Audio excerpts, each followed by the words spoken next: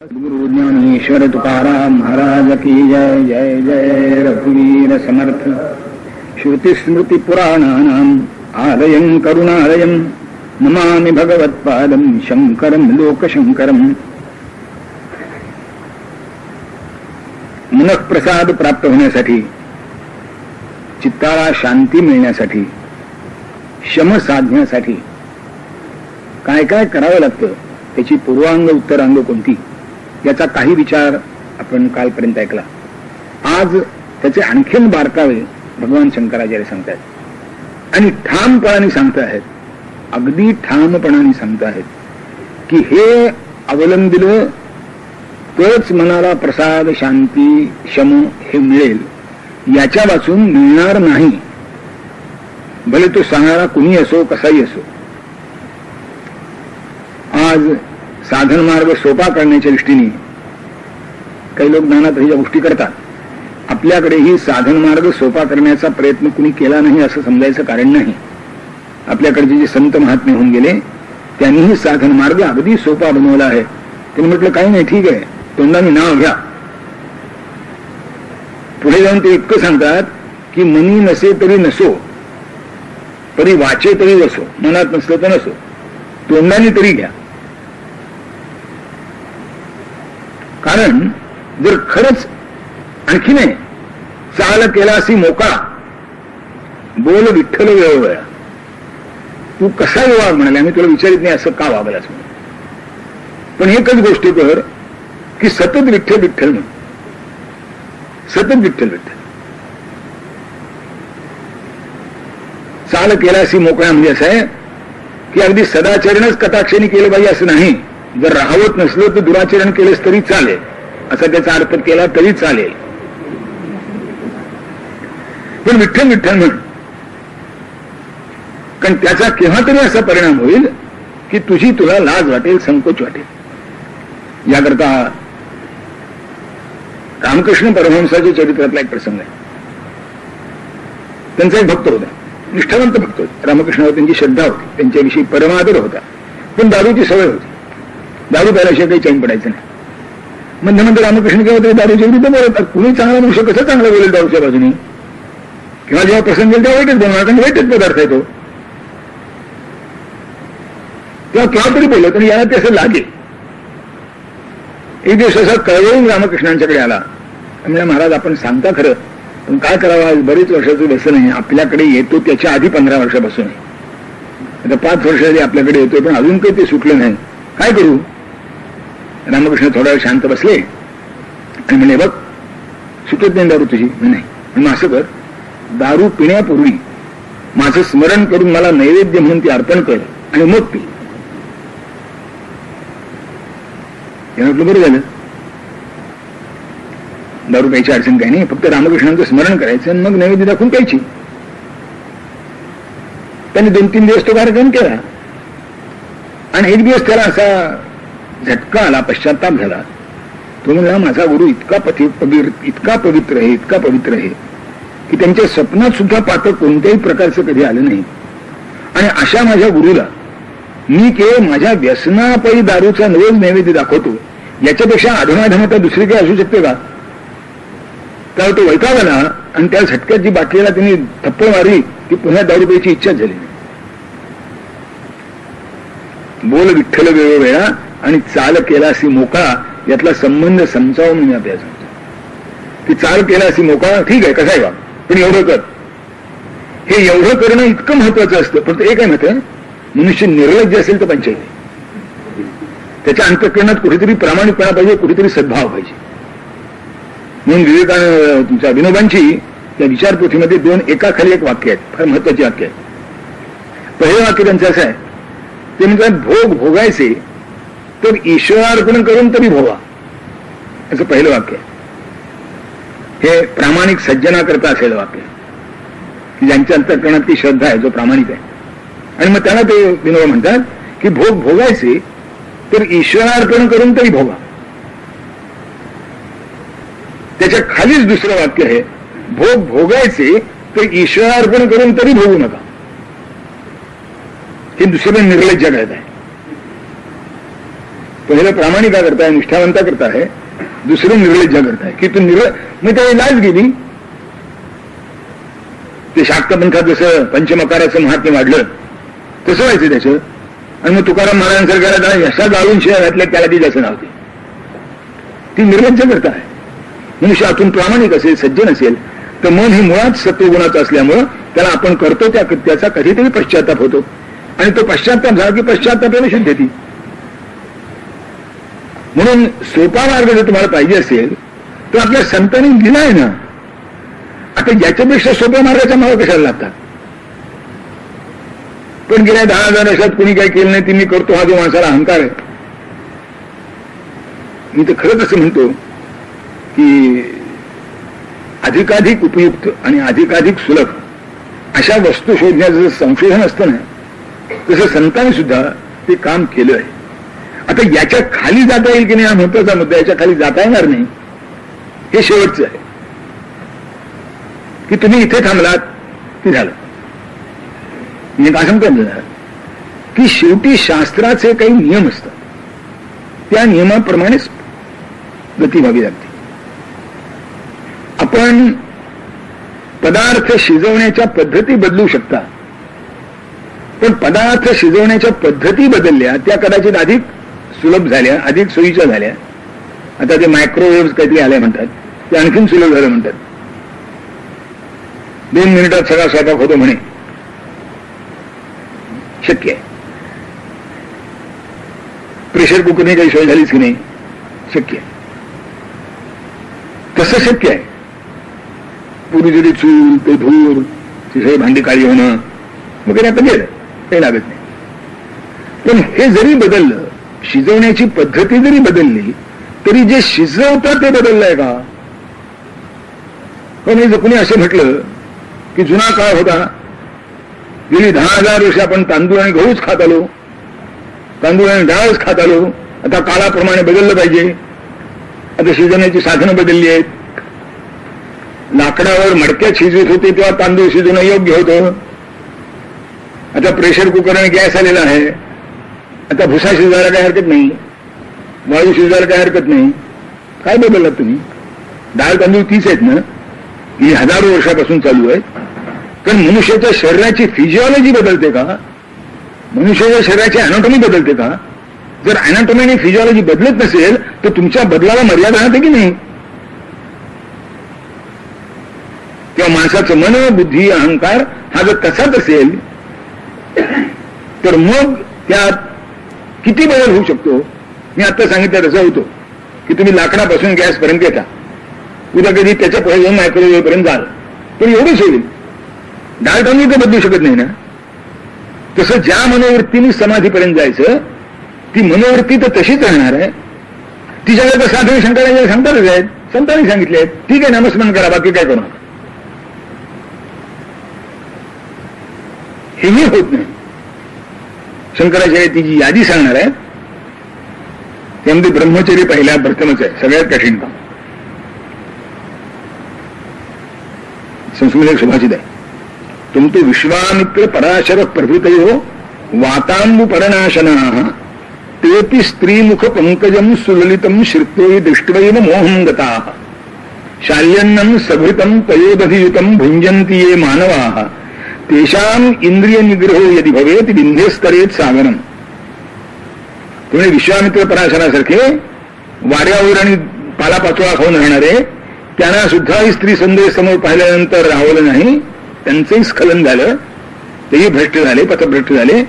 जे रोज शाल्यन्नम सघृतम पयोदधियुतम भुंजंती, म्हणजे rich diet, रोज rich diet जे खातात आणि टीव्ही रात्रंदिवस पाहतात, त्यांना कसं शक्य आहे नियंत्रित राहणं. अशक्य गोष्ट आहे. पण हा आदर्शाला झालं. आपल्याकडे जे 4 आश्रम आहेत त्यात पहिला आश्रम जो ब्रह्मचर्य आश्रम त्याकरता ते आहे, नंतर वानप्रस्था करता आहे, मग संन्यासा करता आहे, मधला जो गस्ताश्रम आहे त्याची ब्रह्मचर्याची व्याख्याच निघाली. त्याला ब्रह्मचर्य सांगितले पण ब्रह्मचर्याची व्याख्या निघाली. जाहीर चर्चा करण्याचा तो विषय नाही, कारण मी काही ओशाळलेला मनुष्य नाही.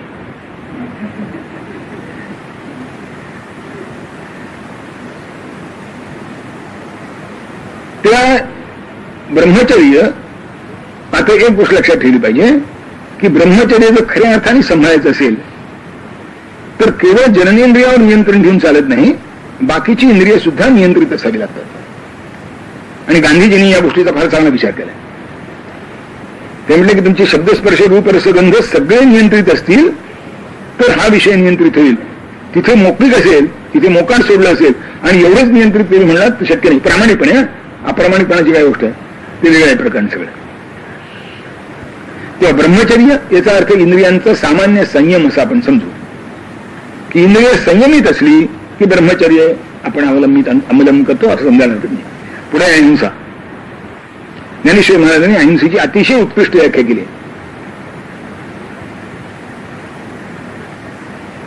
जगाचे सुखोद्देशे शरीर वाचा मानसे राहटणे ते अहिंसे रूपजान, की सगळ्या जगताला सुख व्हावं म्हणून शरीरानं मनानं वाणीनं जे वागणं ते अहिंसेचं रूप आहे. एखाद्या किडामुंगीला न मारणं एवढेच का अहिंसेचं स्थूल स्वरूप नाही. ते रामकृष्णांचे जे गोष्ट सांगतात की ते अहिंसेचं केव्हा तरी महत्व सांगायचे. एका शास्त्रज्ञाने ढेकून फार झाले. आता जेव्हा प्रश्न पडला, माणसाला चमत्कारी प्रश्न मोठे चमत्कारी पडतात. किंवा ढेकून झाले तर अहिंसा आपण पाहणार, ढेकून मारावा का मारू नये. तर रामकृष्णाला विचारायला की ढेकून मारावा की मारू नये. असं वर्णन आहे की रामकृष्णच त्या दिवशी ढेकून मारीत बसले होते.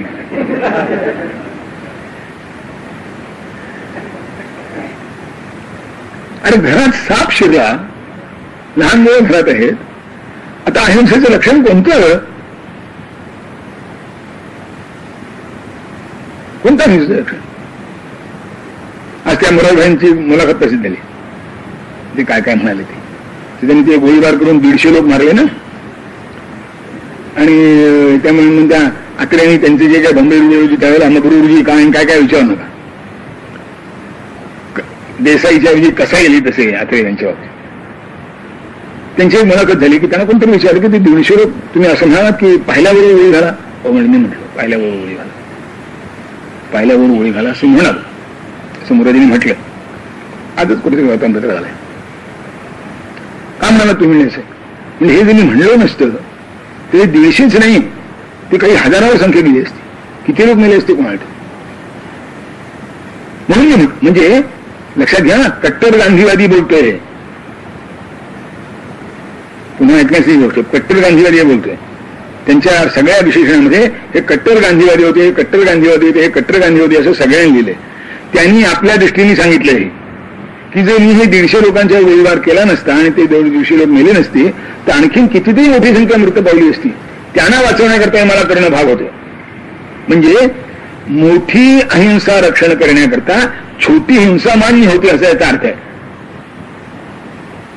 आणि आणखीन एक मुद्दा त्यांनी सांगितला, त्यामुळे तो त्यांच्या 150 लोकांना गोळीबारात मारण्याला समर्थनच प्राप्त होत असं मला म्हणायचं की त्या दंगेखोरांनी त्यातल्या 2 गुजराती स्त्रियांना नग्न करून अत्याचार करण्याचा प्रयत्न केला. मी तर म्हणणार आहे की ही जर घटना खरी असेल, घडली असेल तर 150च काय 1,500 मारले गेले असते तरी चाललं असतं. कारण स्त्रीच्या पावित्र्याचं लक्षण हे हिंदू धर्माचं सगळ्यात श्रेष्ठ लक्षण आहे. ते जर कोणी सांभाळत नसेल आणि तिचा अत्याचार केला जात असेल तर त्याच्याकरता होईल ती हत्या ही अहिंसा आहे. मग हत्या पेशईमान लोका नस आणती न आणण्याती गीतेच्या भाषेत सांगायचं झालंच पाहिजे.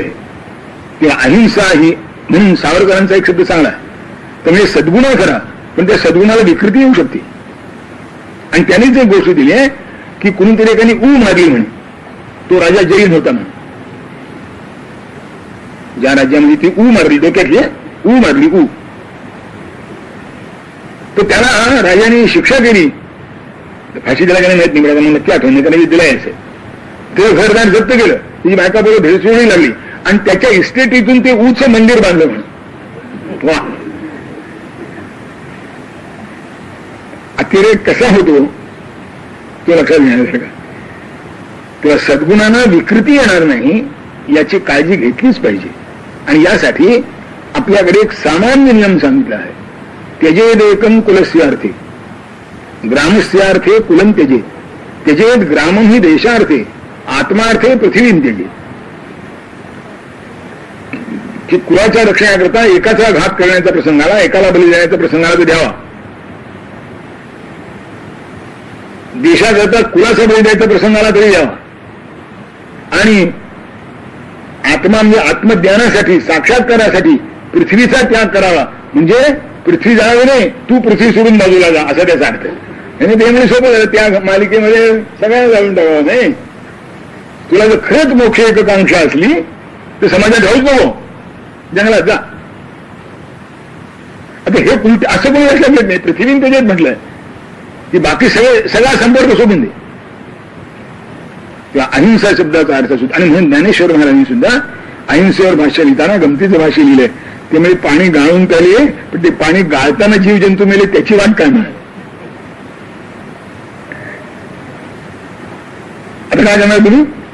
तेव्हा ती जी मोठी व्याख्या ती चांगली आहे की तुमच्यामुळे कोणाला त्रास होणार नाही. किंवा भक्ताच्या रक्षणात जे गीतेने सांगितलंय, यस्मान नो द्विजते लोकः लोकान नो द्विजते च यः, यस्मान नो द्विजते लोकः लोकान नो द्विजते च यः.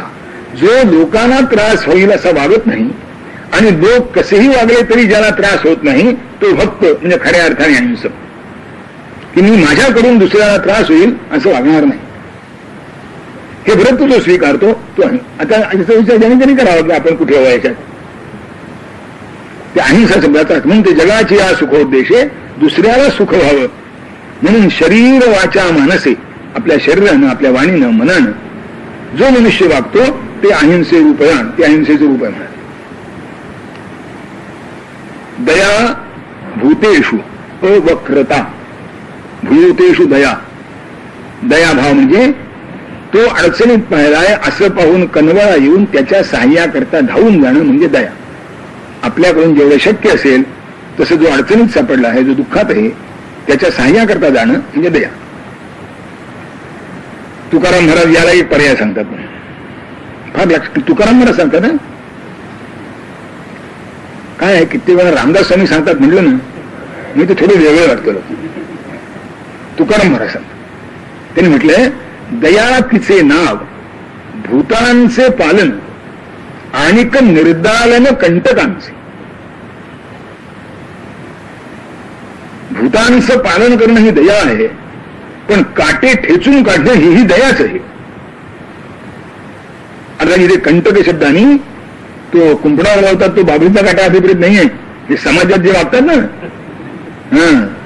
आणि कित्येक वेळा पुढारीपणाचं सोंग घेऊन ते खरे कंटक आहेत,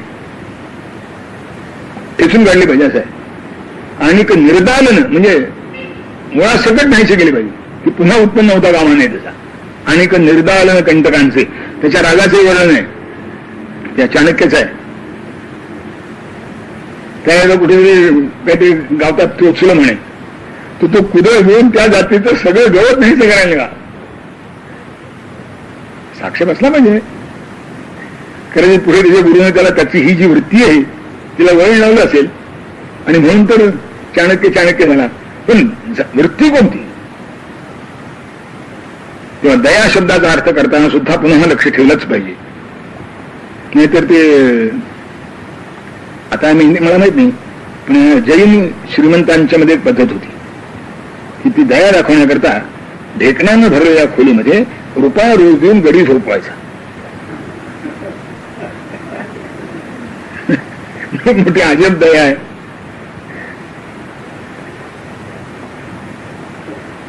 असं पुष्कळ होत. मुंग्यांना साखर खायला घालायची, ठीक आहे, मुंग्यांना साखर खायला घालायची आणि इकडं काळ्या बाजारामध्ये वाटेल तेवढे पैसे करायचे. मुंग्यांना साखर खायला घालतोस आणि काळ्या बाजारामध्ये वाटेल ते पैसे गोळा करतो, तुझी दया झाली काय? पण असं असतं. बरं, काही चांगले माणसं नसतात असं नाही, ती असतात. मी तर उत्तर कशाला होतो की ते चक्का जाम सुरू झालं. चक्का जाम म्हणजे वाहतूक बंद. आता ते उत्तर कशी ठिकाण आत आहे, सामान्य जिथे संपर्क असतो तिथून 150 किलोमीटर आत आहे. ऋषिकेश पासून ती बस सुरू होते आणि तो चक्का जाम झाला ऋषिकेश. जिथे ती येणारी वाहतूक थांबली तेव्हा माल येणे थांबलं. त्या सगळ्या उत्तर काशीमध्ये 2 व्यापारी मोठे व्यापारी, पण ते प्रामाणिक निघाले. त्यांनी आपल्या दुकानामध्ये माल होता तोपर्यंत एक नया पैसाही न वाढवता त्या योग्य दराने विकला. आणि बाकीचे जे होते तुम्हाला सांगितलं तर आश्चर्य वाटेल, राखेलचा भाव 20-25 रुपये लिटरपर्यंत गेला होता. साखरेचा भाव 35-40 रुपये लिटरपर्यंत केलेपर्यंत गेला होता. रागा प्रकार आहे. मीठ मागलं होतं, खालून काही येतच नव्हतं.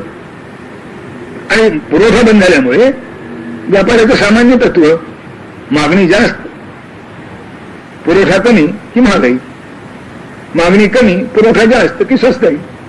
ते मोठं अर्थशास्त्राचं मूल्यांकन कसं करावं त्याचं गणित आहे. इतकं मला वाटतं इतकं बेडोगं गणित दुसरं कोणतं नसेल. पण याच्यापेक्षा निराळ काय असावं ते अर्थशास्त्रांना नाही सुचत नाही धड, की मूल्य कशावर ठरवावं. मी सांगतो आपल्या एवढ्यासाठी की दया म्हणजे या अशा जातीची जी दया आहे हा बावळपणाचं दुसरं नाव आहे. खरोखरीच दयाबुद्धी तुमच्या अंतःकरणात आहे की नाही हे त्याच्या वृत्तीवर दिसतं. जे का रंजले गांजले त्यासी म्हणे जो आपुले तोच साधू ओळखावा देव तेथीची जाणावा. किंवा दयेच्या शब्दात आणखीन एक तुकाराम महाराज स्पष्ट करतात, दया करणे जे पुत्राची तेच दासा आणि दासी तोच साधू ओळखावा देव तेथीची जाणावा. आपण घरातील मोलकरणीला, गड्याला, नोकराला कसे वागवतो तर आपल्या मनाशी ठरवावं. तुकाराम महाराज सांगतात असं आहे, दया करणे जे पुत्राशी तेच दासा आणि दासी. तेव्हा दयेची व्याख्या करताना सुद्धा तुमच्या अंतःकरणातला जो कनवळा आहे, आपल्या अंतःकरणातला जो कनवळा आहे तो खरंच भूतदयेने युक्त असला पाहिजे. म्हणून पुढे दया भूतेषु, की भूतमात्राविषयी तुमच्या अंतःकरणात दया असली पाहिजे. आपल्याला माहिती आहे की एकनाथ महाराज काबड घेऊन गेले होते रामेश्वरला, काशीहून पायी निघाले होते. त्यावेळेला ते मोठे महात्म्याचे होते, आताही जातात पण क्वचित, पण पायी जाणारे अजूनही लोक आहेत. सगळं हिंदुस्थान एक आहे हे प्रत्येकाला अनुभवानिशी कळावं याकरता कदाचित ती प्रथा निर्माण झाली की काशीहून निघायचा आणि रामेश्वरला जायचा. एक उत्तरेचं टोक आहे, एक दक्षिणेचं टोक आहे. आणि अशी कावड घेऊन जात असताना एके ठिकाणी त्यांना उन्हाळ्यामध्ये उन्हाने तरफडणारं तहानेने व्याकुळ झालं गाढव पाहिलं. रामेश्वर कदाचित जवळ आलं असेल. तर एकनाथ महाराज जवळ गेले आणि त्या गाढवाच्या तोंडात गंगा घातली. गाढव बरं झालं उठून उठं राहिलं, निघून गेला असेल. एकनाथ महाराजांना बरं वाटलं, पण कुणीतरी होते फक्त आमच्याकडे बरोबर. तर महाराज आपण इतक्या लांबून कावड आणली रामेश्वराला घालण्यासाठी आणि तुम्ही ती गाढवाला काय घातलीस? म्हणजे अरे माझा रामेश्वर गाढवाच्या आत नाही का? जे जे भेटे भूत ते ते माने भगवंत, प्रत्येक भूतमात्राच्या ठिकाणी भगवंत आहे. एकनाथ महाराजांनी म्हणा याचं अंधानुकरण शक्य आहे. उलट्या बाजूने आपण विचार, नेहमी उलट्या बाजूने विचार. समजा एकनाथ महाराजांनाच तहान लागली असते आणि जवळ कुठे पाणी मिळालं नसतं त्यांनी काय केलं असतं? गाढवाला तहान लागली तेव्हा पाणी घातलं आपण इतिहासात म्हणत आहे, पण उलट झालं की एकनाथ महाराजांनाच तहान लागली आणि काय केलं असतं? कोणी जर घालतो म्हणाल असता पाणी ते एकनाथ महाराज म्हणायचं नको, परमेश्वराच्या इच्छेनं माझा आई जो इथे संपत असेल तर आनंदाची गोष्ट आहे. कारण यात्रेतला नियम असा आहे, यात्रा करता करता जो वाटेत मृत्यू आला तर यात्रेचं संपूर्ण फळ त्या यात्रिकाला मिळतं असं धर्मशास्त्र सांगतं. तेव्हा माझे शरीर इथे सुटलं तरी काही हरकत नाही, तुम्ही जे कोण उरले असाल ते गंगेची कावड तिथे पोहोचवा. मी दया भूतेषु म्हणताना हा जो विवेक आहे हाही लक्षात ठेवला पाहिजे की स्वार्थ निरपेक्ष दया असावी. आता माणसांना जी दयाबुद्धी आहे ना ती फक्त स्वतःचीच आहे, बाकी कोण ते म्हणजे आमच्या हृदयात अंतरात नाही की नाही, त्याच्या स्वतःचा आहे वागतो, आमच्या हृदयात अंतरात नाही. असा ढोबळ अर्थ दयेचा नाही. दयेचा अर्थ माणसाच्या मनबुद्धीचा विकास व्हावा यासाठी सांगितलेला तो सद्गुण आहे, त्या पद्धतीने तो वापरला पाहिजे. अवक्रता, वागण्यामध्ये वाकडेपणा असता कामा नये. मनुष्य वागण्याला सरळ असला पाहिजे. ज्याला दुसरा शब्द आर्जव गीतेमध्ये आला अनेक ठिकाणी, दैवी संपत्तीमध्ये झाला. आर्जव म्हणजे रुजूपासून झालेला सरळ, की वागणं कसं सरळ आहे. आता पंचायत काय माहितीये का, सरळ वागण्याला लोक बावळे म्हणतात. जो सरळ वाक्य ना त्या लोकांनी आहे आपलं असं. आणखीन एक गोष्ट लक्षात ठेवा, सरळ म्हणजे बावळट नव्हे. भोळा असेल पण बावळा नाही. भोळा तो की दुसऱ्याचा वाकडेपणा आधीच गृहीत धरीत नाही, तोही प्रामाणिक आणि सरळ असेल असं जो सामान्य गृहीत धरून चालतो तो भोळा. आणि बावळा म्हणजे दुसऱ्याचा वाकडेपणा ज्याच्या लक्षातच येत नाही तो बावळा. भोळ्यात आणि बावळ्यामध्ये अंतर आहे. मनुष्यानं भोळं अवश्य असावं, कारण कायद्याचा जर नियम आहे की सिद्ध झाल्याशिवाय गुन्हेगार कोणाला मारू नये. तर दुसऱ्या माणसाला तुम्ही तो कपटीच असं घरीत काय नाही धरता? तो सरळ सज्जन असेल नाही घरी धरीत. हा जो अर्जुनी मनुष्य आहे, अवक्र मनुष्य आहे, तो असा सरळ आहे. आणि म्हणून अर्जुन तसाच आहे, कारण अर्जुन शब्द ते रुजूवरून आलाय. अर्जुन असा सरळ आहे की तो कोणाचा वाकडेपणा घरीत धरायला तयार नाही. त्याच्या वेळी का नाही युधिष्ठिराची, तो कोणाचा वाकडेपणा घरीत धरायला तयार नाही. हे भाव नाही आहेत कुणी, त्याच्या बुद्धिमान आहे. पण सरळपणाने वागायची इच्छा करतात. अर्थात असं थोडं अडचणही गेली, पण ते निस्तरण्याचं सामर्थ्य पाहिजे. सरळपणाने वागता वागता जेव्हा फळ येत नाही असं पाहिलं तेव्हा कौरवांचा नाश केलाच की नाही. अर्जुनाला शंका आली, पण युधिष्ठिराला आली नाही, भीमाला आली नाही. ती आपल्या ठिकाणी निश्चंक होती. सरळपणा किती सीमेचा होता ते लक्षात घेण्यासारखं आहे. ते युद्ध सुरू व्हायचं आहे, अजून व्हायचंय युद्ध सुरू. पितामह येऊन उभे राहिलेत, दोन आचार्य उभे राहिलेत. हे महाराज रथावरून खाली उतरले, हात जोडले आपले आणि कौरव सैन्याकडे चालले. सगळं सैन्य थक्क झालं आहे. अर्जुन भीम असे आता काय होतं कोणा तो युधिष्ठिर म्हणजे धर्मराज, तुम्ही काय आता शरणागती देतो त्या कौरव सैन्याकडे चालला आहे का प्रकरणे. फक्त भगवान शांत आहेत आपल्या ठिकाणी, त्यांच्या चेहऱ्यावर फक्त स्मित आहे. त्यांनी ओळख आहे की काय आहे प्रकरण. युधिष्ठिर सरळ भीष्माचार्यांच्या रथावर गेला, पायावर डोकं ठेवून नमस्कार केला. म्हणा पितामह आता मला युद्ध करावं लागणार आहे, मला क्षमा करा आणि आशीर्वाद द्या. तेच द्रोणाचार्याने केलं. असं म्हणतात की भीष्माचार्यांचं अंतःकरण भरून आलं आणि ते म्हणले तू असा वागला नसतास ना, मी तुला शाप दिला असता. मी तुला शाप दिला असता याचा अर्थ असा की जसा तुझ्याकडनं जी अपेक्षा होती ती पूर्ण झाली, एवढाच त्याचा अर्थ आहे. की तू कसं वागावास ही अपेक्षा होती की तू असा हे अवक्रते करता सांगतो. ही अवक्रता इतकी आहे, तेच द्रोणाचार्यांची अपेक्षा घडली. तेव्हा मनुष्य वागताना सरळ असावा. मला माहिती आहे की सरळपणाचा काही वेळा तोटा होऊ शकतो, की ज्याच्याविषयी आपण तोही आपल्यासारखा चांगला असेल असं गृहीत धरतो, तो तसा नसतो. पण तुमच्या ठिकाणी मग प्रत्युत्पन्नमतित्व असं पाहिजे की ज्या क्षणी त्याचा वाकडेपणा तुमच्या लक्षात येईल त्या क्षणी त्याचं प्रतिकार करण्याचं तुमच्यावर सामर्थ्य असलं पाहिजे. हे असलंच पाहिजे, यात ते शंका नाही. अवक्रता म्हणजे सरळपणा, वागण्यातली सचोटी, प्रामाणिकपणा. विषयेषु वैतृष्ण्यम, विषयाविषयी मागे हा शब्द येऊन गेलाय, विषयाविषयी व्यक्ती. स्वच्छता अंघोळीच्या मापानेही मोजायची नाही, तिनुपाल वापरलेल्या कपड्याच्या मार्गानेही संभायची नाही. दिवसाकाठी अर्धी वडी ज्याला लागते साबणाची त्यालाही स्वच्छ समजायचं कारण नाही. आपल्याकडे शौच कुठे मोजावं त्याचं शास्त्र सांगितलंय. अर्थतः शुची, कामतः शुची, स्वयं शुची. की पैसे कसे मिळवतो या मार्गात जो स्वच्छ आहे आणि उपभोग कसा घेतो त्या मार्गामध्ये जो स्वच्छ आहे तो शुची. म्हणजे दादाने म्हटलंय की ठिकाणी मासा स्नान करी धरी कपहा ध्याना प्रति साजिरे वायू भक्षित वासुके विभूतीने की लिप्त केला खरे. देहा पोपट राम राम म्हणतो मेंढा ही परणाशनी बोले दासवणू कुणाग वसला सांगा हरी यातुनी. की स्वच्छता म्हणजे दिवसात 3 वेळा स्नान करतो हा पवित्र. म्हणजे मासा कधी अंग पुसतच नाही, तो 24 तास पाण्यातच असतो. त्याला किती 3दा आंघोळ करणारा जो पवित्र, तो 24 तास पाण्यातच राहणारा मासा किती पवित्र. तेव्हा शौच याचा अर्थ तुमचा वर्तन कसं आहे यावर शौच अवलंबून आहे. त्या शंका नेतात लोक नेहमी. माझा अनुभव सांगतो मी आपल्याला, मी नोंदवला एका ठिकाणी मुंबईला मी असं शौचावर बोलत होतो तेव्हा एक ग्रस्त मला भेटायला 2 दिवसांनी, असतील सामान्य 40-45 वर्षाचे. मला वाकून नमस्कार केला. तुमचं माझ्या बोलण्याचं थोडं व्याख्यानाचं कौतुक केलं वगैरे वगैरे झालं. नाही तर मीच कसं वागावं सांगा. तुम्ही ते शौचाचा अर्थ सांगितला म्हणाले. मी अशा खात्यात काम करतो की सगळीकडे खालपासून वरपर्यंत पैसे खात्यात मिळेल. वरिष्ठांना हप्ते द्यावे लागतात, कनिष्ठांना खुश ठेवावं लागतं. आता मी हे शौच कसं पाळू मला सांगा. मी 5-10 मिनिटं थांबलो. म्हणजे ठीक आहे खात जा पैसे.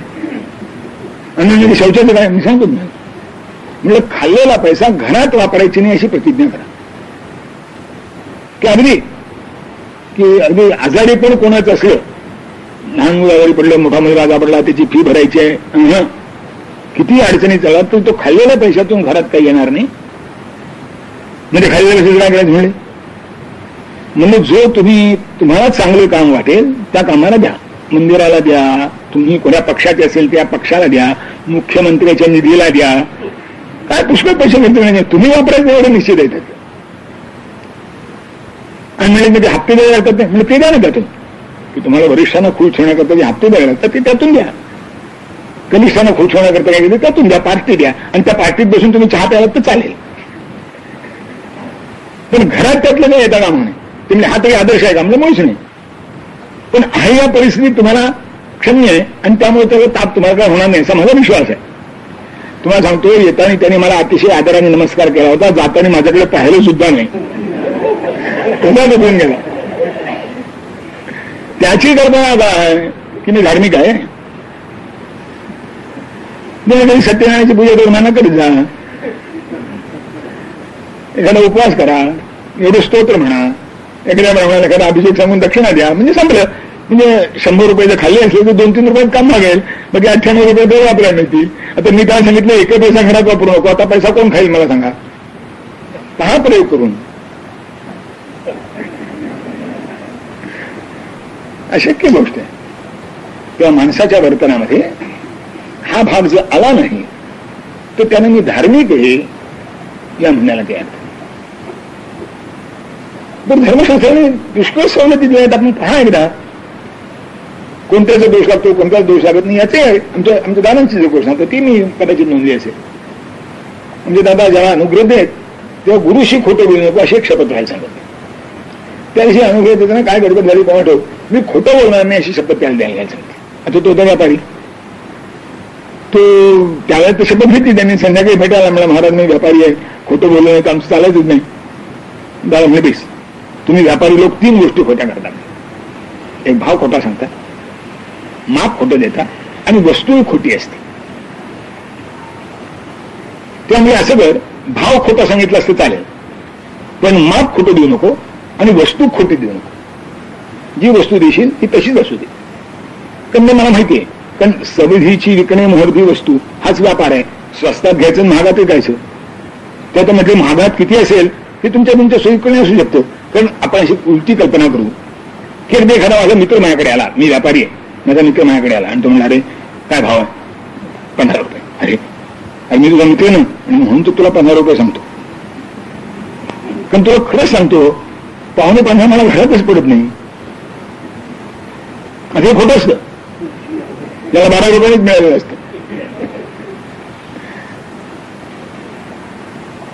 पण हे एवढं एकूण व्यापाराचं स्वरूप लक्षात घेताना क्षम्य आहे. पण हे क्षम्य आहे, आदर्श नव्हे. कारण तिथे महाभारताने व्यापाऱ्यावर बंधनं ठेवावीत, त्यांनी दोघांच्यापासून काळजी घ्यायला सांगितले. सरकारी अधिकारी आणि व्यापारी हे समाजाचं शोषण करतात म्हणा, त्यांच्यावर लक्ष ठेवलं पाहिजे. पण लक्ष ठेवताना सुद्धा काय करावं तेही महाभारताने सांगितलंय की यानं वस्तूची खरेदी केवढ्याला केली, त्याला वाहतूक किती पडली, त्याचा प्रापंचिक खर्च किती आहे, ती वस्तू विकण्याकरता सांभाळण्याकरता त्याला किती खर्च आला, या सगळ्याचा विचार करून वस्तूचे भाव बांधून द्यावे. आता अडचण काय आहे, म्हणजे धर्मशास्त्राप्रमाणे अतिरेक कुठे हिंदू धर्मशास्त्रात तर नाहीच नाही, बाकीच्यांचं मला माहिती. पण नियम आहे, या कक्षेत आपण राहतो म्हणजे शौच सांभाळतो. आता बाह्य शौच तर अडचण काहीच नाही. आता त्याचे पुढे पंचायत झाले, हल्ली पायात बूट असल्याशिवाय बैठकीवर येताच येत नाही. असं सगळा घर बूट घालून हिंडणे म्हणजे आधुनिकता. पायताना तशीच घ्यायची ना. अरे मग तो हायजीन सुद्धा सांभाळत नाही, बाकी तर राहिला ना तुला. एखाद्या मित्राला घरी मी गेलो होतो, तो बूट घालून जेवायला बसला टेबला अर्थात. मी त्याला म्हणाले बूट घालून का, तुम्हाला आम्ही तर टेबलावर जेवतो, ओट्यावर तर स्वयंपाक आहे, तेव्हा बूट वापरायला काय हरकत आहे. म्हणजे घरातले वेगळे ठेवलेस का, नाही वेगळे ठेवायचं तरी काय आहे. म्हणजे तुला एक प्रश्न विचारतो, तुझा ते मूल आहे, लहान आहे अजून, हे तुझं टेबलावर रांगणार आहे का. म्हणजे काय, मग ते घरभर रांगणार आहे ना. हो मी रांगणार आहे. म्हणजे मग तू जिथे पाय ठेवलास तिथे ते हात ठेवणार आहे, आणि ते पोर आहे ते खाली पडलेलं उचलून तोंडात घालणार आहे. म्हणजे तुझ्या बुटाच्या जागेने स्वच्छ झालेली जी जमीन आहे त्याची स्वच्छता तो तोंडाने चाकणार आहे. होय की म्हणाय मला लक्षात आलं नाही. पुढे त्यांनी बूट घालण्याला सोडले की नाही मला माहित नाही, पण त्या दिवशी तरी असं म्हणलं. आणि याकरता आपल्याकडे जेवणाच्या आधी स्वच्छ कपडे असावे, पूजेच्या आधी स्वच्छ कपडे असावे, या संबंधी काही नियम आहे. धुतवस्त्र असावं. थट्टा झाले म्हणजे आपल्याला असं नाही. सोळं नेसावं म्हणजे ते सोळं असं होतं की कोपऱ्यात त्याची एका खुंटीवर सोळं ठेवली असेल, सोळं नेसून बसायचा नियम. सो येईल त्या पाहुण्याने ते सोळं नेसायचं, जेवण झालं की तिथे पुन्हा अडकून ठेवायचं. त्या सोळ्याची पाण्याची गाठ किती दिवसांनी पडत होते परमात्मा आहे.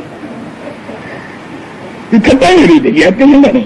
पण ती थट्टा झाली तर ती थट्टा ज्याची झाली ते दूर करा. पण वस्त्रांतर करून जेवणं ही चांगली गोष्ट आहे की नाही, हायजिनिक आहे की नाही, हे आपण लक्षात घेत नाही.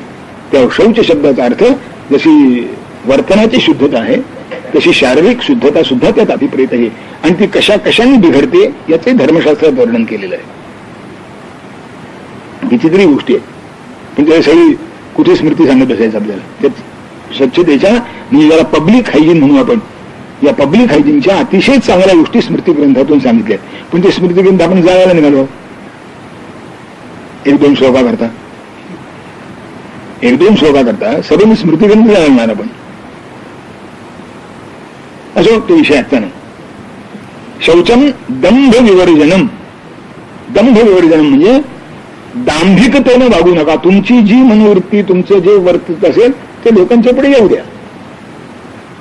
दांभिकता ही परमार्थाचा सगळ्यात मोठा शत्रू आहे. व्यवहारात चालेल, परमार्थाचा सगळ्यात मोठा शत्रू आहे. कारण दांभिकतेचे दोन प्रकार असतात.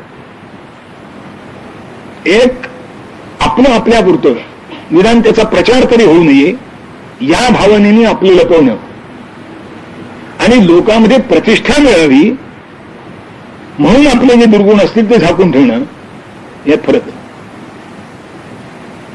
म्हणून मी तुझ्याकरता एक उदाहरण सांगतो म्हणजे लक्षात येईल.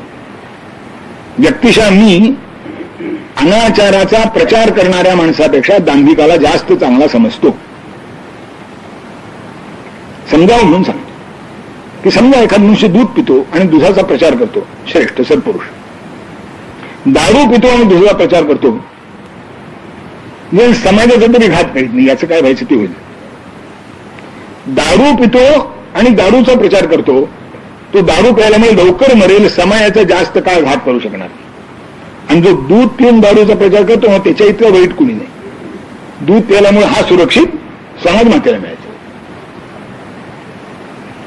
आता दांभिक दुसऱ्या वर्गात येतो की नाही, की जो स्वतः दारू पितो पण दुधाचा प्रचार करतो, चांगली गोष्ट. आणि म्हणून एकदा गांधीजींनी फार चांगलं वाक्य लिहिलं होतं. तर दंभ म्हणजे असत्याची सत्यापुढची शरणागती.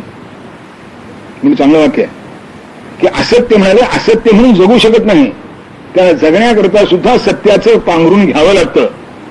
यात सत्याची श्रेष्ठता सिद्ध होते. दांभिकाच्या वर्तनाने सुद्धा जे चांगलं आहे त्याची श्रेष्ठता सिद्ध होते.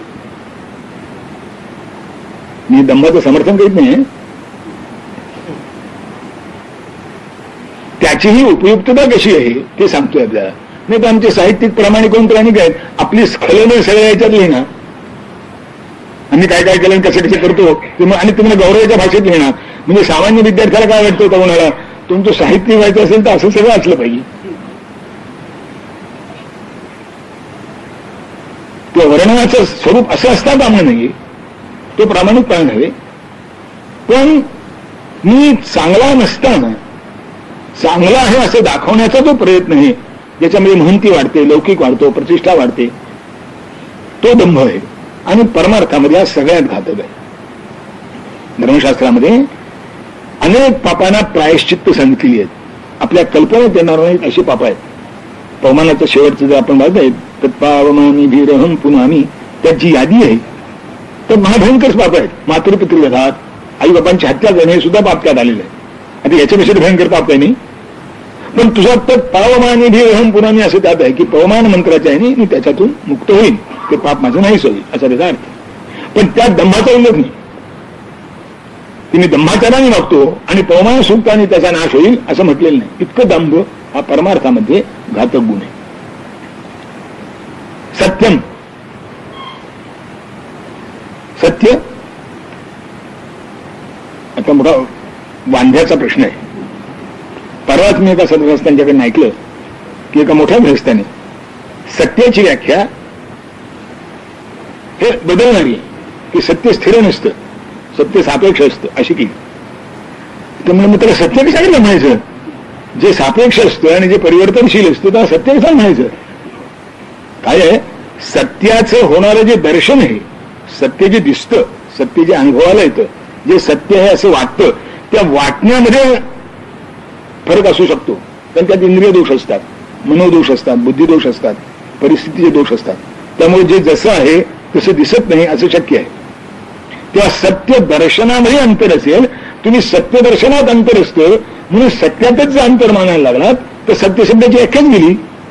धर्मशास्त्रांनी समजा आपल्या शास्त्रांनी सत्याची स्वच्छ शब्दात व्याख्या केली आहे. सत्य म्हणजे जे त्रिकाला बाधित असतं ते सत्य. भूतकाली ते तसेच होतं, वर्तमानकाली ते तसंच असणार आहे आणि भविष्यकाली ते तसंच राहणार आहे. त्याचं नाव सत्य. म्हणून आपल्याकडे सत्य म्हणजे फक्त परमात्मा आहे, बाकी सगळा भ्रम आहे. त्याच्या स्वरूपामध्ये कितीही बदल तुम्ही केलं, तुम्ही माना नाही तर न मग त्याच्या अस्तित्वावर काय फरक पडायचा आहे? तुम्ही आमच्या मतावर निवडून आलाय का? आमच्या मतावर निवडून आल्यावर सुद्धा 5 वर्ष आमच्याकडे बघत नाही. निवडणुकीच्या आधी हात जोडतो 10 वेळा. एकदा निवडून आला की पुन्हा तोंड दाखवत नाही, असा आमचा अनुभव आहे. हा तर आमच्या मतावर निवडून आलेलाच नाही. त्याच्या इच्छा मात्रे करून कसे बसे, सत्ता मात्रे करून आम्ही कसे बसे राहतो, तर त्याची अडचण काहीच नाही. मी मानावं किंवा मानू नये, त्याच्या अस्तित्वाला बाध येणार नाही. मानलं तर माझं कल्याण आहे, नाही मानलं तर माझा अपराध आहे, दोष आहे. मी गुरुत्वाकर्षण मानित नाही असं म्हटलं तर पृथ्वीचं गुरुत्वाकर्षण नष्ट होऊन जाईल का?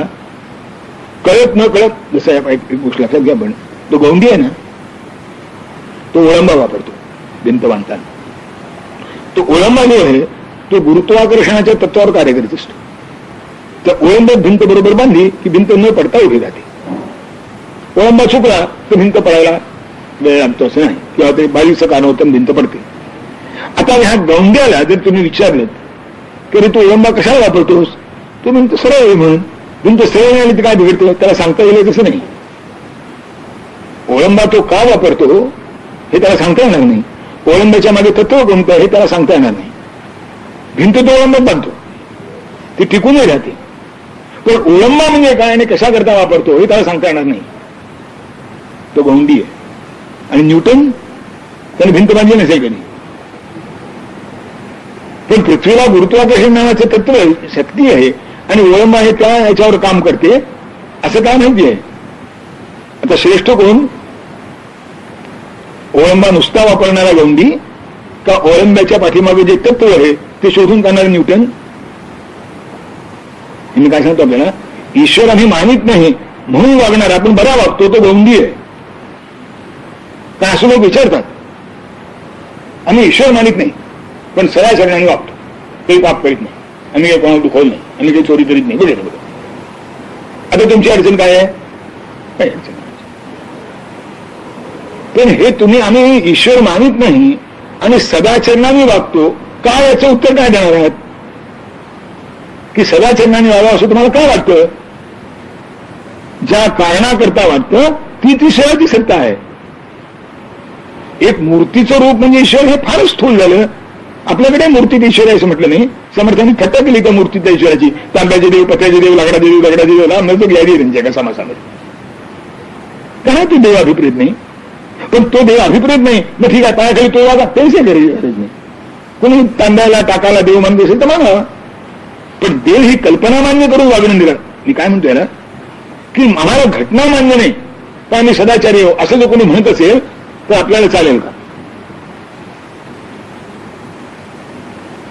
त्याला पुढे तू चांगला नाही वागायला स्त्रीचा आहे पण घटनेवर विश्वास ठेवला पाहिजे. कारण घटनेवर न विश्वास ठेवण्यामुळे घटनेवरचा विश्वास उडवायला तू कारणीभूत होतोस. तू भले चांगला वागत असेल पण घटनेवर विश्वास न ठेवला दुसरा वाईट वागायला लागला तर त्याला कोण आवडणार? म्हणून निदान पुढाने तरी मी नास्तिक आहे म्हणण्याचं भूषण निरू नये असं मला म्हणायचं. पण आता आपल्याकडे ते फॅशन झाले. विषय सत्यासंबंधी आहे की परमेश्वर आणि सत्य त्रिकालाबाधित ते सत्य, आणि हे ज्याच्या लक्षात येऊन तो वागतो त्या सत्यावर जो निष्ठा ठेवतो, जसं युधिष्ठिराच्या बाबतीत आहे की तो कोणी खोटं बोलच नाही. एकदाच भगवंताच्या सांगण्यावरून त्याला खोटं बोलावं लागलं आणि ते त्याने अर्धवटपणा केला, त्यावेळेस ते दुष्परिणाम झाले. लोक समजतात तसा दुष्परिणाम नाहीये. त्या द्रोणाचार्यांचा वध जेव्हा करायचा प्रसंग आला तर आता ते द्रोणाचार्य त्यांची प्रतिज्ञा आहे, हातात शस्त्र आहे तोपर्यंत मला कोणी मारू शकणार नाही. आता मोठ्या माणसाचा मान ठेवला पाहिजे. आता यांच्या हातात ते शस्त्र खाली उतरायचं जेव्हा म्हणजे फार दुःख झाल्याशिवाय खाली उतरणार नाही. आता यांना दुःख आहे, त्यांचं एकूण ते वीक पॉईंट होता अश्वत्थामा. तो कृष्णाने सांगितलं अश्वत्थामा मेला म्हणून जाहीर करा. ते भीम तो म्हणलं अगदीच खोटं नको म्हणून त्याने अश्वत्थामा नावाचा एक हत्ती होता त्याला मारला आणि हाकाटी केली अश्वत्थामा मेला म्हणून. ते अश्वत्थामा मेला म्हणून हाकाटी केल्याबरोबर द्रोणाचार्यांच्या कानावरती गेली. आता कृष्णानं माहित कोण का आहे ते समोर युधिष्ठिराचा दिसत होता. ते म्हणले म्हातारा याला विचारायला जाणार आणि हे मधुक सरळ ते जाणार कसं काही झालेलं नाही. म्हणजे मी ज्याच्याकरता घडवून आणलं ते सगळं वाया जाणार नाही. म्हणजे कृष्ण धावत गेले म्हणजे युधिष्ठिरा ते द्रोण तुझ्याकडे यायला निघाले की तुला असा प्रश्न विचारले तर त्याला हो म्हणून सांग की अश्वत्थामा मेला म्हणून. तो म्हणला कृष्णा मी आत्तापर्यंत कधी खोटं बोललो आणि आता गुरुला मारताना खोटं बोलू. ते म्हणले बघ मी खोटं बोललो नाही, हा तुझा जो अहंकार आहे त्या अहंकारातही सगळं सैन्य तुझं मातेला मिळणार आहे. हा द्रोणाचार्य अधर्माने वागतोय. ज्यांना शस्त्र माहीत नाही त्यांच्यावर युद्धाच्या नियमाप्रमाणे शस्त्राचा प्रयोग करता कामा नये. हा ब्रह्मास्त्रासारख्या अत्यंत घोर अस्त्राचा प्रयोग करतोय. हा एक क्षणभर जगला तर तुझं सगळं सैन्य नष्ट होणार आहे आणि त्याचं पाप तुझ्या डोक्यावर बसणार आहे. तो तू सांग अश्वत्थामा मेला म्हणून. आता कृष्णाने सांगितलं बरं म्हटलं. तेवढ्या द्रोणाचार्य येऊन पोहोचले. युधिष्ठिरा अश्वत्थामा खरंच मेला का रे? म्हणलं हो, पण हत्ती का मनुष्य ते माहित नाही. म्हणा नरो वा कुंजरे. आणि कथा सांगते त्याचा रथ आधार चालत होता त्यामुळे तो जमिनीला टेकला. तर लोक म्हणतात की हा खोटं बोलला म्हणून तो जमिनीला टेकला नाही. वादिराज नावाच्या महाभारताच्या टीकाकारांनी स्वच्छ लिहिलंय कृष्ण वाक्य अश्रद्धा करणं व्याजा. कृष्णाच्या वाक्यावर त्याने श्रद्धा ठेवली नाही त्यामुळे त्याचा रथ जमिनीला टेकला आहे. कारण सत्याची व्याख्या करताना शास्त्रकारांनी व्याख्या केली आहे यद भूतहितमत्यंतम सत्तत सत्यमिती धारणा की भूतहित ज्याच्यामध्ये आहे त्याला सत्य म्हणतात. भूतहित भूतांचा स्वार्थ नव्हे, ज्यात भूतांचं हित आहे त्याला सत्य म्हणतात. आणि मग बाहेर जग मायामय आहे तर घटनेला काय अर्थ आहे? Phenomenal changes is the scale of observation. म्हणून सत्य म्हणजे जे जसं आहे तसंच्या तसंच जाणून घेणं हे सत्य आहे. आता हे जाणून घेताना माणसाचे दोष कदाचित कारणीभूत होतात आणि मग जे सत्य मला जसं दिसेल तसं तुम्हाला दिसणार नाही, तुम्हाला दिसेल तसं याला दिसणार नाही, याला दिसेल तसं याला दिसणार नाही, त्याला दिसेल तसं मला दिसणार नाही. कारण माझी दृष्टी, माझी बुद्धी, माझं मन, माझी परिस्थिती याने मी बांधलेला असतो. त्यामुळे एकच वस्तू जरी समोर आली तरी प्रत्येकाचं त्याच्याविषयीचं जे ज्ञान आहे ते वेगळं होऊ शकतं. म्हणून तत्वज्ञानात फरक पडू शकतो, तत्वात फरक पडण्याचं काही कारण नाही. तेव्हा सत्य सापेक्ष नाही. आणि सत्य सापेक्ष असं जर गृहीत धरलं तर सगळे वादविवाद संपले पाहिजेत. निदान जो सत्य सापेक्ष मानतो त्याने तर वादविवाद हक्कच नाही त्याला. कशाचा ठरवा? जो सत्य सापेक्षच आहे तर माझं सत्य खरं तर तुझं सत्य खरं कशाच्या आधार ठरवायचं? मी सत्याच्या जवळ का तू सत्याजवळ कशाच्या आधार ठरवायचं? तेव्हा सत्य म्हणजे रियालिटी, ऑब्सोल्यूट रियालिटी, जी जशी असायला पाहिजे तशीच्या तशी असणं आणि त्याच्या जितके तुम्ही जवळ तितके तुम्ही सत्यवादी प्रामाणिकपणे. निर्ममता, माझं माझं माझं माझं हा भाव असू नये. हे माझं ते माझं ते माझं ते माझं असू नये. माझं काही नाही, सगळं परमेश्वराचं आहे या भावनेने राहिलं पाहिजे. आवश्यकतेच्या मर्यादेत नव्हे, अनवश्यकतेच्या मध्ये. नेहमी लक्षात ठेवलं पाहिजे की या सगळ्या ज्या गोष्टी ती अगदी पहिल्या दिवशी आपल्याला सांगितलं होतं की हे सगळे आवश्यकतेच्या जेव्हा बाहेर असतात तेव्हाच त्रासदायक होतात, आवश्यकतेच्या आत जेव्हा असतील तेव्हा नाही. आणि म्हणून तुकाराम महाराजांसारखा महात्मा सुद्धा उदार तरी देऊ नेसली लंगोटी म्हणतो, पण लगेच पुढे सांगतो की नाठाळाची माथी काठी आणू. की बरं हा मागितलं की देतो, मागायला वाटेल नाही, नाठाळाची माथी काठी. तेव्हा निर्ममता आसक्ती असता कामा नये. हे माझं हे माझं हे माझं असता कामा नये. माणसाच्या अंतःकरणाची शोक मोह निर्माण होतात त्याला ममत्व हे कारणीभूत आहे. म्हणून मनुष्य जितका निर्मम, आपण निर्ममाला निर्दय समजतो. निर्मम म्हणजे निर्दयी नव्हे, आसक्तीचा अभाव असलेला तो निर्मम. तो स्वतःच काही समजत नाही, शरीर सुद्धा तो आपलं समजत नाही, तो बाकीचं काय आपलं समजेल? शरीर माझं नाही असं म्हणतो. तर असा जो आहे तो निर्मम. स्थैर्यम, स्थिरता, चंचलता नाही. आज एक, उद्या एक, संध्याकाळी एक, परवा एक, तेरवा एक, अशी चंचलता त्याच्या बाबतीत नाही. जे पकडलं ते घट्ट. पकडताना विचार करेल, 10 वेळा विचार करेल, पण एकदा स्वीकारलं की मग सोडणार नाही. आरंभी विवेक, मागून नाही. म्हणजे खरं म्हणजे प्रेमविवाहाला घटस्फोट मान्य असताच कामा नये. खरं म्हणजे विचारपूर्वक घेतलेलं आहे. पण आज असं आहे की सोमवारी प्रेमविवाह, मंगळवारी घटस्फोट म्हणा, कदाचित पुढचा असेल एवढंच फार. आपल्याला नाही चालत. आपल्याकडे त्या विवाह संदर्भामध्ये वर कसा असावा त्याची यादी आहे. अव्यंगे अपचिते अक्लिबे दशदोष विवर्जते मग इमाम कन्याम प्रदास्यामी देवाग्नी दिव्य संधिदेव. आता घटस्फोट नाही, आता निभवा. आधी काळजी घेतलेली आहे, आता निभवलं पाहिजे. कारण जमवून घेणं हे तर करावंच लागतं.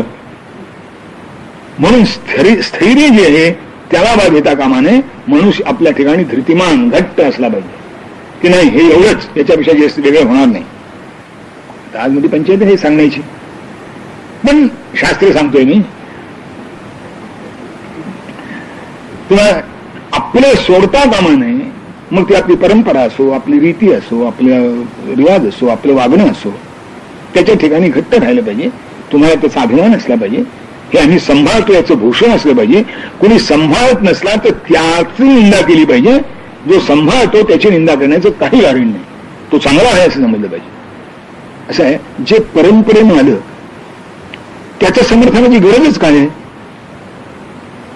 जे नवीन आलं त्याच्या समर्थनाची गरज आहे की ते चांगलं काय सांगता आलं पाहिजे. हे परंपरेने सिद्धच झालंय चांगलं आलं म्हणून. याला सांगायची हंकणी एवढं नाही. तेव्हा आज मात्र झालं उलट की परंपरेला नवीन विचार हे का. मी त्याला नेहमी उत्तर देतो की का कळलं म्हणजे सुटणार आहे का, असा काही अनुभव नाही. म्हणून मी ते नेहमी उदाहरण करतो. सिगरेटच्या पाकिटावर छापलेलं असतं बैठ म्हणून. सुटले. ज्यांना सोर्स ऑफ इन्फेक्शन्स कळले, जंतू संसर्ग कसा होतो ते कळले, त्यांनी तरी निदान स्टेशनवरचं चहा प्यायचं बंद केलं पाहिजे की नाही. हातगाडीवरचं खाणं बंद केलं पाहिजे की नाही. रस्त्यावर वरून खाणं बंद केलं पाहिजे की नाही. कुठे सुटलं, वाढतोय. आमच्या लहानपणीने हातगाडीवर पदार्थ खायचे बंद केले काय बघितलेले आठवत नाही. कुणी तरुण हॉटेलमध्ये गेला आणि खातोय हे आम्ही आमच्या वेळाने कधी लहानपणी बघितलं नाही.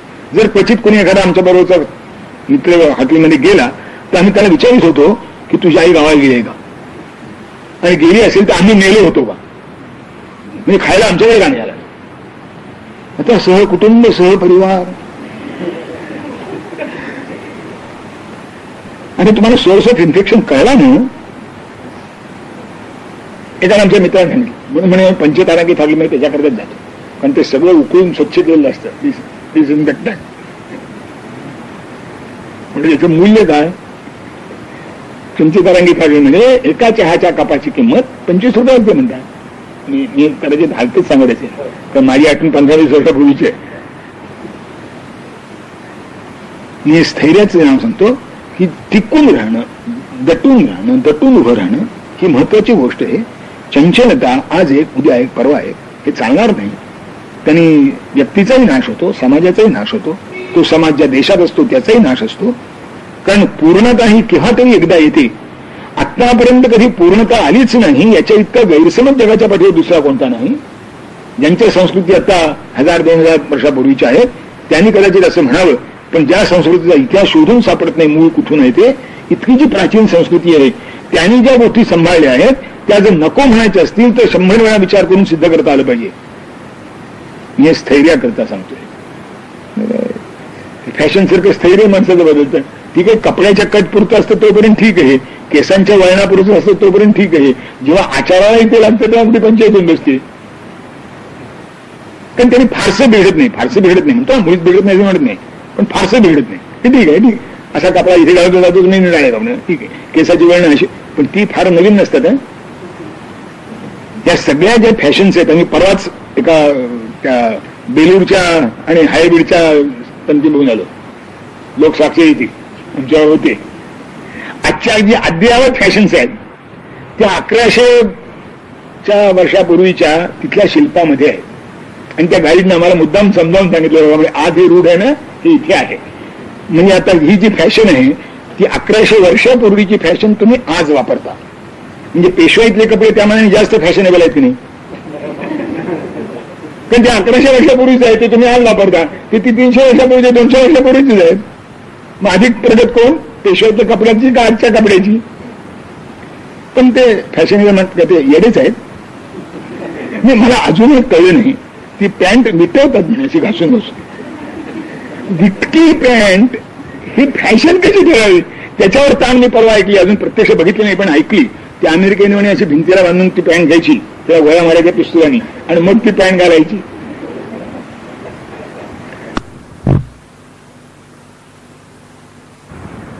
जे एकदा स्वीकारलं ते सोडता कामा नये.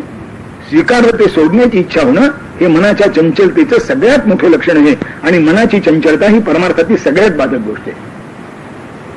म्हणून टिकून राहणं ही अतिशय महत्वाची गोष्ट. अभिमान विसर्जनम, अभिमानाचं विसर्जन केलं पाहिजे. अहंकार असता कामा नये. कोणत्याही गोष्टीचं मी केलं माझ्यामुळे झालं असं वाटता कामा नये. मी करतो म्हणून होतो हे असं वाटता कामा नये. माणसं प्रश्न विचारतात की असंच नसलं तर करण्याला प्रेरणा कोणती? का मी ईश्वराच्या हातातलं बाहुलं आहे ही पुढे नाही, मी इन्स्ट्रुमेंट आहे ही प्रेरणा पुढे नाही, ही प्रेरणा पुढे आहे. आणि अशी असू शकते. आमच्या दादांच्या चरित्रात एक प्रसंग आहे. त्यांनी म्हटलंय असं की त्या योग्याला भेटायला गेले होते आणि त्या तसा एकटा बसला होता खडकावर. आमच्या दादाने त्याला अन्न पाठवलं काही आणि नंतर संध्याकाळी भेटायला गेले. तेव्हा ते म्हणले, अरे तू विष्णू सहस्त्रनामाचे रोज पाठ करतोस, कीर्तन करतोस, भजन पूजन करतोस, तुझा अहंकार कुठे गेलाय? मला काय अहंकार महाराज? ते म्हणजे मला तू अन्न पाठवलंस आणि तुझ्या मनात आलं की नाही मी होतो म्हणून माझ्या योग्याला अन्न मिळालं. पण मनात खोटं काय आहे? मी काल कोण होतं, परवा कोण होतं, आजच तू अहंकार आहे काय करण्यात? गेल्या 2 दिवसात कोणी नव्हतं, माझं चाललं, तू नव्हतंच, तू आज आलास. एवढं केल्यावर तुला अहंकार वाटत काय करणे? म्हणजे दादाने तोच प्रश्न विचारला जो आपण विचारतो. एवढंही नसेल तर माणसाच्या कर्तृत्वाला प्रेरणा काय? त्यांनी तू भक्त म्हणतो स्वतःला, तू असं काय म्हणालास की ईश्वराची लीला काय अगाध आहे, त्यानं आपल्या एका माणसाकरता मला त्याचा सेवक बनवलं. कामे झालं असतं, अहंकार वाढला नसतं. समजावून मी सांगतो की आपलं असं होतं की नाही. अभिमान विसर्जन होतं का हे महत्वाची गोष्ट आहे. आणि तो आणि आपल्या एक आणखीन लक्षात देण्याची गोष्ट आहे. आपला अभिमान आपल्याला कळत नाही पण दुसरा अभिमानाने वागतो हे इतक्या पटकन कळतं. पटकन कळतं. मी त्याला नेहमी उपमा देतो की लसूण खाणाऱ्या माणसाला सुद्धा दुसऱ्याच्या तोंडाचे ध्यान येते. त्या अहंकाराने कळू होतं की माझा अहंकार मला अहंकार वाटतच नाही. तुमच्या जवळ असला की लगेच जाणवतो. हे लगेच जाणवल्यावर लक्षात ठेवावं की या जातीचं माझ्याजवळ काही आहे की नाही, की ज्याचं मला बोचलं माझं असंच कोणाला बोचलं असेल की नाही, म्हणजे लक्षात येईल की आपल्याजवळ आहे की नाही. अभिमान विसर्जन. ईश्वर ध्यान परता, ईश्वराच्या ध्यानाविषयी तत्पर असणं, ईश्वराच्या ध्यानामध्ये सर्वस्व मानणं, ईश्वर ध्यान हे सर्वश्रेष्ठ असल्याला वाटणं, ईश्वराच्या ध्यानामध्ये गेलेला वेळ हा सत्कारणी लागला असं मनापासून वाटणं हे ईश्वर ध्यान परत आहे. ईश्वराच्या ध्यानामध्ये सदैव रंगून राहणं हे ईश्वर ध्यान परत आहे. एकदा मागे आपण ज्याच्याजवळ ईश्वराची उपासना नाही त्याला मनशांती मिळतच नाही, तिथे थोडा विचार केलाय त्या गोष्टीचा. ईश्वर ध्यान परता ब्रह्मविद्धी सहस्थिती. ईश्वराचं ध्यान करावं आणि हे टिकावं म्हणून जे जाणते आहेत, संत आहेत, सत्पुरुष आहेत त्यांच्या सहवासात राहावं. आजची भाषा आहे, अरे तू हे करीत नव्हतंस का करायला लागत, कंपनी करता करावं लागतं. अशी कशी कंपनी की जी कंपनी दुर्वर्तनी बनवते.